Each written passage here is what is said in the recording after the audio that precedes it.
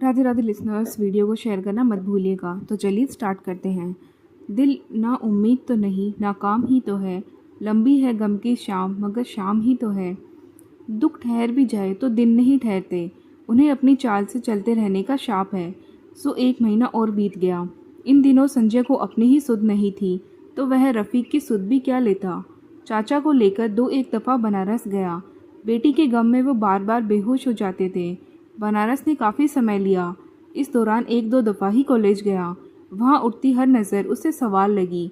विद्यार्थियों के समूह में होने वाली हर अट्टहास उसे अपना मजाक उड़ाती प्रतीत हुई। अपमान के भाव ने उसे उदासी के पीछे के असली कारण को ढक दिया था। वह यह जान ही नहीं पाया कि इस उदासी का असली कारण रफ़ीक का न होना है। यदि वह याद करता तो पाता कि 5 सालों में यह बिरले ही हुआ होगा कि वह कॉलेज अकेला आया हो। वह याद करता तो पाता कि रफ़ीक के बुलेट की आवाज़ उनके अस्तित्व का हिस्सा थी। अस्तित्व का वह हिस्सा कट गया था और वहीं शूल की तरह चुभ रहा था। जबकि संजय को यह बुगालता था कि उसे लोगों की आंखें चुभ रही है। उसे लग रहा था कि हर नज़र यह कह रही हो कि अपने घर का भला नहीं कर पाए, महाविद्यालय का क्या ही भला करोगी। इसीलिए वह काम से कॉलेज में जाता और चुपचाप प्रांगण से चला आता। आज मगर वह फिर कॉलेज आया था और कारण यह था कि इतिहास के प्रोफेसर सुमित्रा बाबू ने उसे ज्योति की बाबत बुलाया था।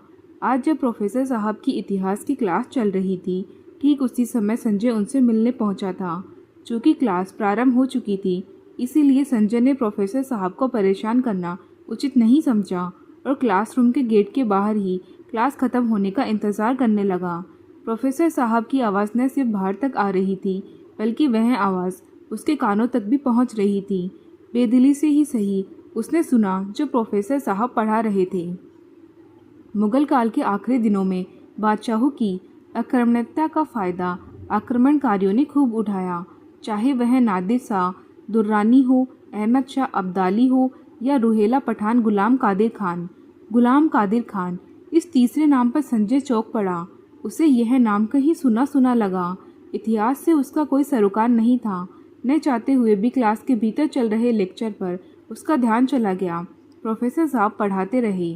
गुलाम कादिर खान की बर्बरता का सटीक दृश्य खैरुद्दीन ने अपनी किताब इबरतनामा में खींचा है।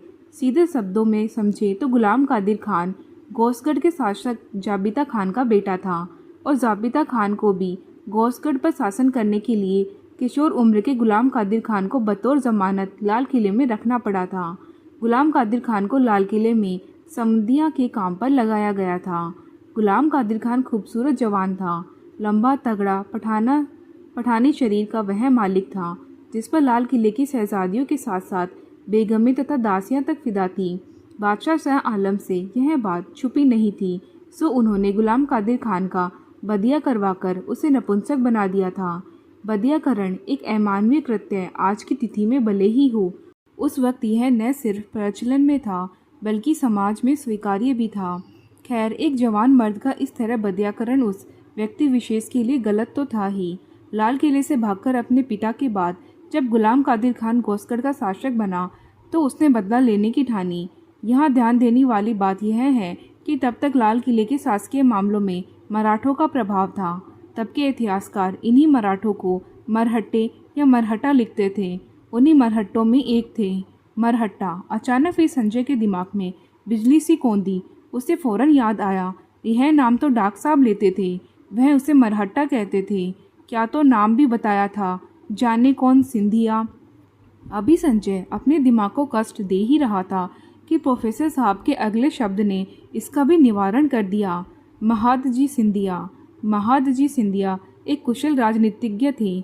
लाल किले की राजनीति पर उनका इतना प्रभाव था कि वह आसानी से लाल किले के तख्त पर बैठ सकते थे। मगर वह कुशल राजनीतिज्ञ और रणयोद्धा थे। वह कहा करते थे कि राज करना मुगलों का काम है, हमारा काम राजनीति करना है। इसीलिए उन्होंने राज करने का काम बादशाह अब्दुल्ला जलालुद्दीन, अबुल मुजफ्फर, हम्मुद्दीन मोहम्मद अली गौहर, शाह आलम द्वितीय को ही करने को दिया। बस खुद ताउम्र बाहर से राजकाज देखते संभालते रहे। संजय का दिमाग फिर कौंधा। यही नाम तो डॉक्टर साहब लेते थे, यही बात तो डॉक्टर साहब कहते थे, यही कि राज करना मुगलों का काम है। मुगल यानी रफ़ीक और राजनीति करना मराठों का यानी मैं। तो क्या डॉक्टर साहब कोई संकेत दे रहे थे? तो क्या डॉक्टर साहब यह कहना चाहते थे कि अपनी सोच की इसी उधेड़बुन में भी संजय ने भीतर से आ रही आवाज़ के लिए अपने कान और दिमाग दोनों खोल रखे थे। प्रोफेसर साहब की आवाज़ फिर आई, मगर इस्माइल बैग द्वारा चंबल से पीछे खदेड़ दिए जाने पर मरहट्टों का प्रभाव लाल किले पर कम हुआ। इसी का फ़ायदा उठाकर गुलाम कादिर खान लाल किले तक चढ़ गया। उसने महाराज की मराठों और जाटों से रक्षा के बदले धन की मांग की, एक मुश्त काफ़ी धन की मांग। मुगलिया सल्तनत की हालत वैसे ही खस्ता थी। गुलाम कादिर खान के पैसे की मांग की पूर्ति नहीं हो पाई। मांग की पूर्ति न होने पर उसने पूरे लाल किले में जुल्म की हद पार कर दी। 21 शहजादियों कत्ल कर दिए। बादशाह शाह आलम को पहले गिरफ्तार कर यातनाएं दी, फिर भी पैसे न मिलने पर अंततः आंखों में लोहे की सलाइयाँ घुसेड़ दी। यहाँ भी जब उसका मन शांत न हुआ तो बदले की आग में जलते गुलाम कादिर खान ने बादशाह की बहन बेटियों को पहले बेपर्दा और फिर सरेआम बेलिबास किया। उन्होंने बेइज्जती के मारे लाल किले के साथ लगकर बहती यमुना में छलांग लगा दी। संजय को लगा कि वह यह सब सुनकर पागल हो जाएगा। उसे लगा उसके साथ कोई क्रूर मजाक हुआ है, एक बुरा सपना जो कभी इतिहास में तो हुआ ही है और फिर उसके साथ भी वही सब दोहराया गया है। बहन वाली बात सुनकर उसका गला यूं रुंध गया कि उसके जबड़ों के पोरों में दर्द उभर आया। उसने खुद को फिर भी संभाला क्योंकि वह सब कुछ सुनना चाहता था। वह अब तेज कदमों से चलते हुए क्लासरूम के पिछले दरवाजे से गया और चुपचाप सबसे पिछली बेंच पर बैठ गया। प्रोफेसर साहब ने उसे देखा, मगर यह जानकर कि उन्होंने ही उसे बुलाया है और वह थोड़ी देर पहले ही आ गया है, अपना लेक्चर जारी रखा। बात दरअसल यह थी कि लड़ाई रुहेलों और मुगलों की थी और यह बात महादजी सिंधिया भली भांति जानते थे। उन्हें पता था कि राजनीति यदि करनी है तो उन्हें राज नहीं करना है, राज करवाना है। राज करने के लिए मुगल बादशाह शाह आलम है, राजनीति करने के लिए वह यानी महादजी सिंधिया। आज के लिए इतना ही बस। अगली क्लास के लिए प्रोफेसर जद्दूनाथ सरकार की किताब से नोट्स लेकर आइएगा, उस पर बात करेंगे। कहकर प्रोफेसर साहब ने क्लास ख़त्म की। क्लास तो ख़त्म हुई, मगर संजय के दिमाग में कुछ बातें साफ कर गई जो वह आज तक गलत करता आया था। वक्त ने वक्त बेवक्त उसे चेतावनी दी, मगर वह समझ ही नहीं पाया। काश वह यह बात पहले समझ गया होता। वह समझ गया होता कि उसे राज नहीं राजनीति करनी है। राज करने के लिए राजा होते हैं, जैसे शाह आलम, जैसे रफ़ीक। उसे तो बस राजनीति करनी है, जैसे महादजी सिंधिया, जैसे वह खुद। इतना सोचते ही वह क्लासरूम से बाहर की तरफ भागा। तब तक मगर प्रोफेसर साहब ने उसे टोक दिया था। संजय ने बाहर की तरफ बढ़ते कदम रोक लिए। लड़कों के निकल जाने के बाद प्रोफेसर साहब ने उसे क्लासरूम में ही बुलाया। संजय के दिमाग में कई प्रश्न कुलबुला रहे थे। वह उनके जवाब के लिए जल्द अज जल्द बाहर जाना चाहता था, मगर अब चूंकि वह प्रोफेसर सुमित्रा नंदन के सामने खड़ा था, जो उसके पिता के मित्र भी थे, इसलिए उसे थोड़ी देर अपनी भावनाओं को काबू रखना होगा। प्रोफेसर साहब अपनी कुर्सी पर बैठे और सामने पहले बेंच की ओर इशारा करते हुए संजय से कहा, बैठो संजय। नहीं गुरुजी, ठीक है, बैठ जाओ, आज्ञा है। प्रोफेसर साहब ने जब दोबारा कहा तो संजय आकर पहली बेंच पर दोनों हथेलियों की उंगलियों को फंसाकर बैठ गया। पिताजी कैसे हैं? जी ठीक। तुम? मैं भी ठीक हूँ। और रफ़ीक? पता नहीं, पता होना चाहिए, प्रोफेसर साहब ने दृढ़ आवाज़ में कहा और फिर कुछ क्षण शांत रहे। संजय ने भी इस बात का कोई जवाब नहीं दिया। छात्र संघ चुनाव की तैयारियों का क्या हाल है? अब नहीं लड़ना गुरुजी। क्यों? लड़ना क्यों नहीं? आप जानते हैं। नहीं जानता। बताओ। आप जानते हैं कि इस जिले में उर्जा इज्जत है, यह उसी के आगे नतमस्तक शहर है। सीधी बात यह है कि मैं अपनी इज्जत नहीं बचा पाया तो मुझे चुनाव नहीं लड़ना चाहिए।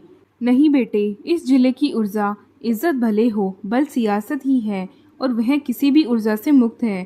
प्रोफेसर साहब ने 2 क्षण का विश्राम लिया और फिर बोलना जारी रखा। जानते हो, संस्कृत में एक धातु रूप है नी, जिससे बना है न्याय। इसी न्याय से आगे बना नायक। न्याय के 2 अर्थ निकलते हैं, एक वह जो झुके, दूसरा वह जो आगे ले जाए। नयति इति नायक, अर्थात वह जो सबको आगे लेकर जाए, वह नहीं जो झुक जाए।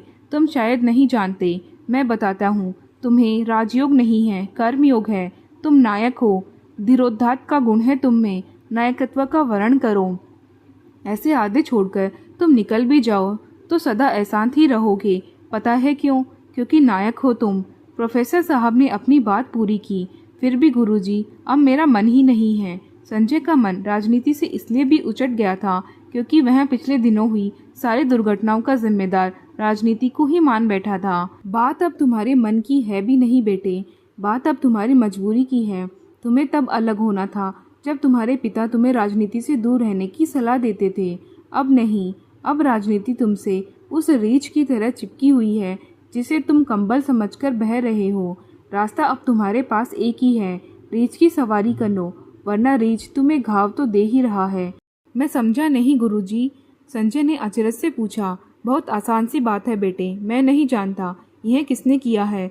जानता भी हूँ तो कहना उचित नहीं मेरा इस विद्याभूमि में। हाँ, इतना ज़रूर है कि उन्हें रोकने, उन्हें हराने में ही तुम्हारी मुक्ति है। कहते हुए प्रोफेसर साहब चुप हुए। उन्होंने जब देखा कि संजय उनकी बातों पर ध्यान दे रहा है तो वह पुनः बोले, यह लड़ाई तुम्हारी है, यह जीत तुम्हारी है, मगर वह पद तुम्हारा नहीं, वह पद रफ़ीक का होने दो।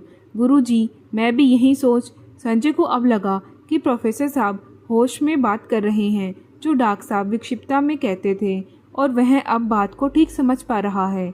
ठीक सोच रहे थे। चंद्रशेखर जी को जानते हो ना, हमारे जिले से प्रधानमंत्री। उन्हें अपने राजनीतिक जीवन में विभिन्न सरकारों से कई मंत्री पद प्रस्तावित हुए। उन्होंने कभी कोई मंत्री पद नहीं लिया। पता है क्यों? क्योंकि उन्हें प्रधानमंत्री ही बनना था। प्रधानमंत्री बने भी, और जब समर्थन वापस लिया गया तो प्रधानमंत्री पद छोड़ते हुए पता है क्या बोले?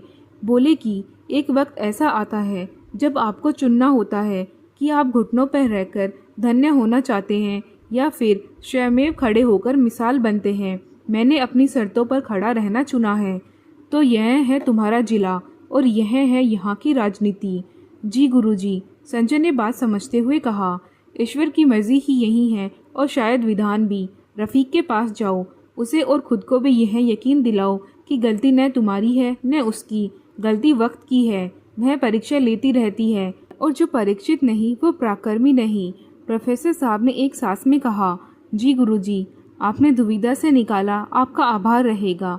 संजय ने एक नए जोश से उठते हुए कहा और प्रोफेसर साहब के पाँव छूते हुए बाहर की ओर चला। और सुनो, प्रोफेसर साहब ने जाते हुए संजय को फिर रोका। जी गुरुजी, संजय ने पलटते हुए कहा। जाके सम्मुख बेरी जीवे, वाके जीवन को धिक्कार। कहते हुए प्रोफेसर साहब अपने इतिहास के नोट्स इकट्ठे करने लगे। संजय एक नए जोश के साथ कॉलेज से बाहर निकल गया। कभी कभी प्रारंभ को, शुरुआत को महज एक धक्के की, एक झटके की ज़रूरत होती है। यह झटका या भारी बल ही वह कारक होता है जो शिथिल पड़े मन को नई ऊर्जा देता है।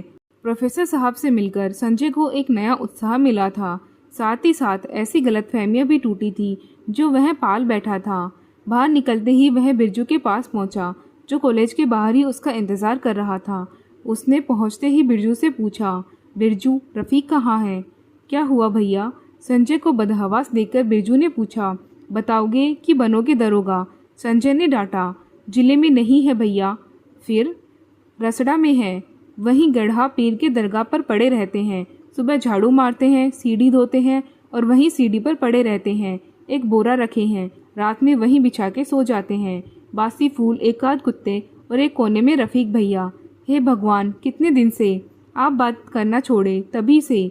फिर नसीम भाई फोत हुए तब बिखर गए, लेकिन तब तक बलिया नहीं छोड़े थे। छुटकी का सुने तभी से अजीब से हो गए।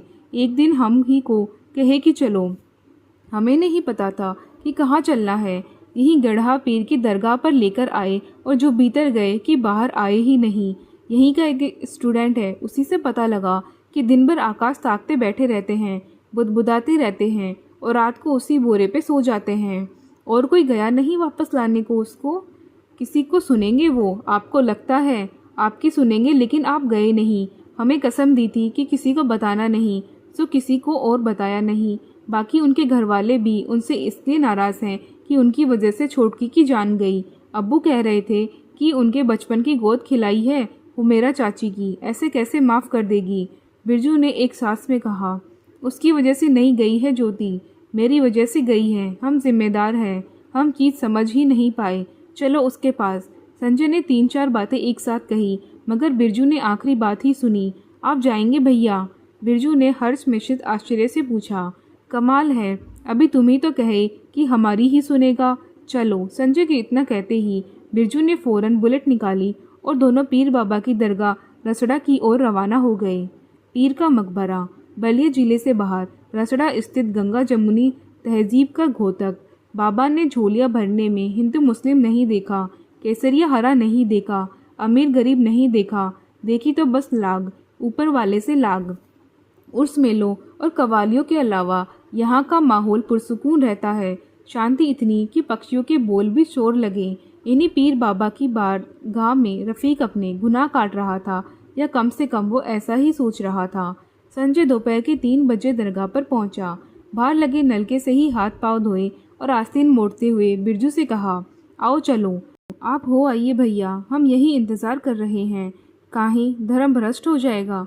संजय ने मुस्कुराते हुए पूछा। मेरा धर्म इतना मजबूत है भैया कि पूरी धरती को ही घर कहता हूँ, वसुदेव कुटुम्बकम। फिर यह दरगाह धरती के बाहर तो नहीं है? फिर बात यह है भैया कि हम रफ़ीक भाई को तने हुए ही देखे हैं हमेशा, झुके हुए देख नहीं पाएंगे उनको। उनकी हालत सुन के ही मन कैसा तो हो जाता है, देख के पता नहीं क्या हो जाएगा। इसीलिए आप जाइए और लेकर ही आइए, हम यहीं हैं। और जो वह नहीं आया तो आएंगे, आना ही पड़ेगा, बहुत काम बाकी है। घर चले जाओ, हमको समय लगेगा, आप होके आइए। सास भर समय मेरे पास भी है, इंतज़ार कर लेंगे तब तक। बिरजू ने पहली दफ़ा संजय की आंख में देखते हुए कहा। संजय ने उसके कंधे पर हाथ रखा और दरगाह के भीतर प्रवेश कर गया। मौलवी साहब से उसने रफ़ीक का ठोर पूछा तो उन्होंने आंखों के इशारे से ही उसे रफ़ीक का ठोर बताया।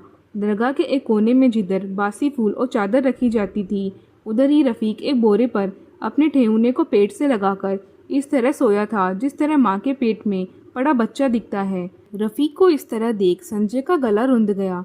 उसने एक क्षण में खुद को काबू किया और बोला, महीन शातिर हो मियाँ, ऐसी जगह छुपे बैठे हो जहाँ हम तुम्हें गरिया भी नहीं सकते। आवाज़ सुनते ही रफ़ीक चौंक गया, पीछे मुड़ा और संजय को पाकर खड़ा हो गया। दाढ़ी बढ़ा लिए हो बे, मौलाना साहब ज़्यादा भीतर तक दे दिए क्या ज्ञान? कहकर संजय ने माहौल सामान्य करने की कोशिश की, मगर रफ़ीक संजय से लिपटकर फपक पड़ा।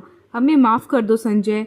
भावावेश में रफ़ीक ने वही गलती कर दी जिसके लिए वह संजय को टोकता आया था। साथ में पिटाई खाए हैं मियाँ, फिल्म फेयर चुराए थे नेशनल बुक से, सुंदरम टाकीज़ में पहला रंगीन चित्ते साथ में देखे, याद है? देह गनगना गया था। 10 मिनट पहले ही निकल भागे थे दोनों कि कोई देख न ले।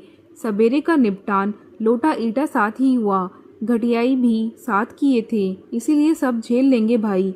बस अगली बार नाम लेके मत पुकारना, गाली जैसा लगता है साला। संजय ने रफ़ीक के बालों को हथेली से झाड़ते हुए कहा। रफ़ीक का रोना और तेज हो गया। साले गाली न निकलवाओ ऐसी जगह पर, एक तो मियाड़ी ऊपर से बलियाड़ी, रो रहे हो, मंगल पांडे क्या सोचेंगे, नाम हंसवाओगे। रफ़ीक का फपकना मगर जारी रहा।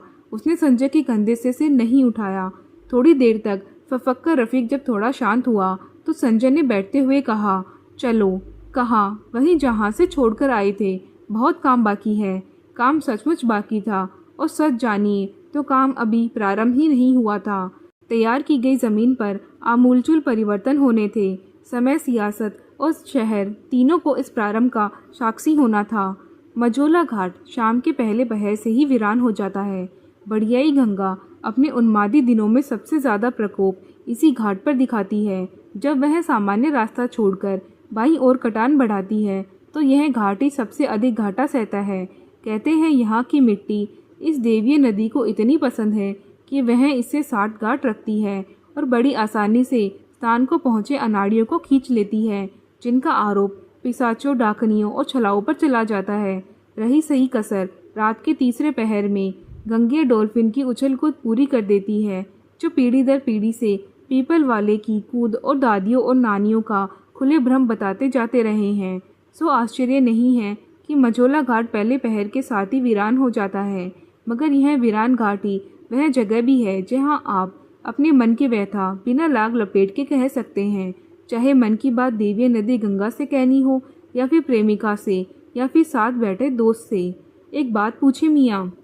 संजय ने हाथ में घाट पर की गीली रेत मुट्ठी में भरते हुए पूछा। शर्मिंदा न करो भाई। नहीं, बस जानना चाह रहा था। तो सीधे पूछो ना। उस रोज़ जब डाक साहब हमारे ऑफिस में आए तो तुम्हारे कान में क्या बोले थे? किस दिन?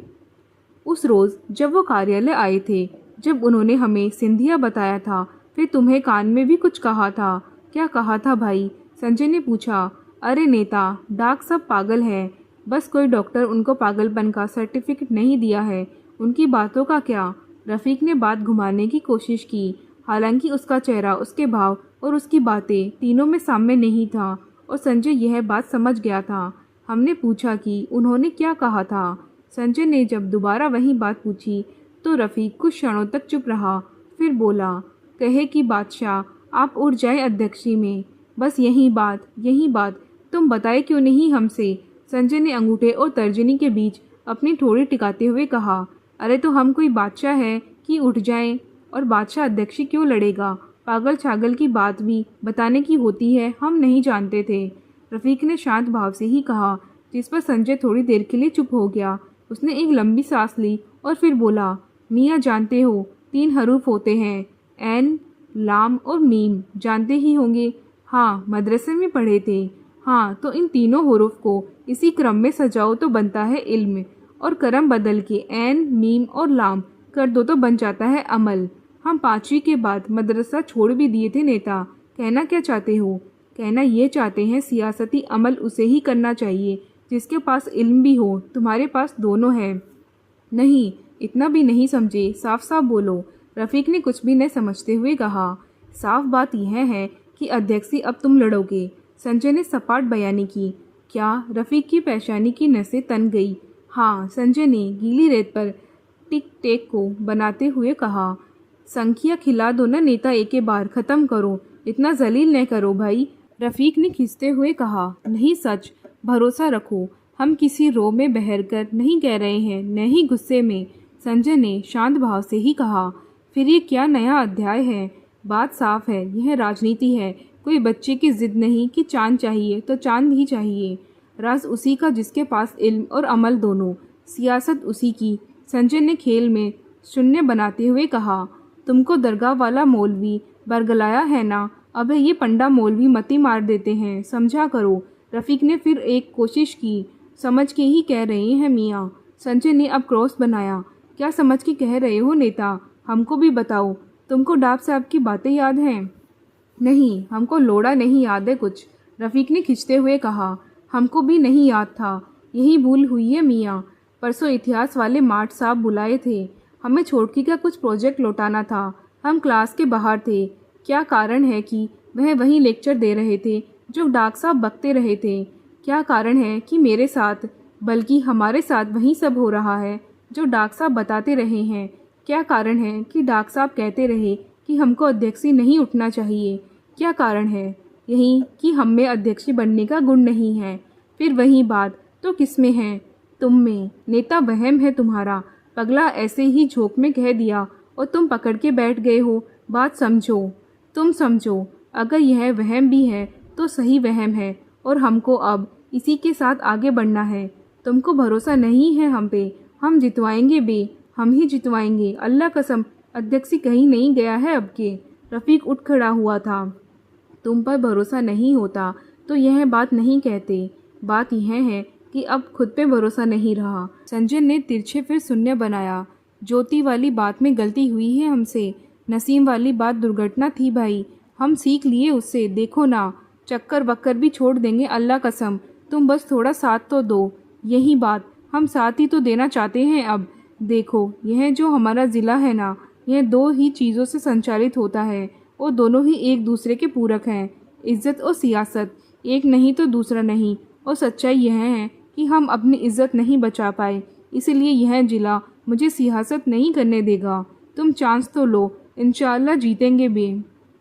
रफ़ीक ने संजय की हथेली दबाते हुए बहुत उम्मीद से कहा। संजय ने भी उसकी हथेली अपने हाथ में ले ली। एक क्षण को चुप हुआ और दूसरे ही क्षण आंखों में आ गए आंसुओं को रोकने के लिए सिर ऊपर की ओर उठा लिया और बोला, जानते हो मियाँ, छोटकी जान देने से पहले उस लड़के को 19 बार कॉल मिलाई थी। कहते हुए संजय एक बार रुका। आसमान की ओर सिर उठाने से आंख में आ गए आंसुओं को फिर भीतर धकेल दिया और कहा, यह जानते हुए भी कि उसने सिम निकालकर फेंक दिया था 19 दफ़ा फ़ोन किस आस में मिलाया होगा उसने। सोचते हैं तो भी सोच भी नहीं पाते कि कितनी उम्मीद से वो बार बार फ़ोन लगा रही होगी। कहते कहते भी संजय की आवाज़ भर्रा गई, या अल्लाह।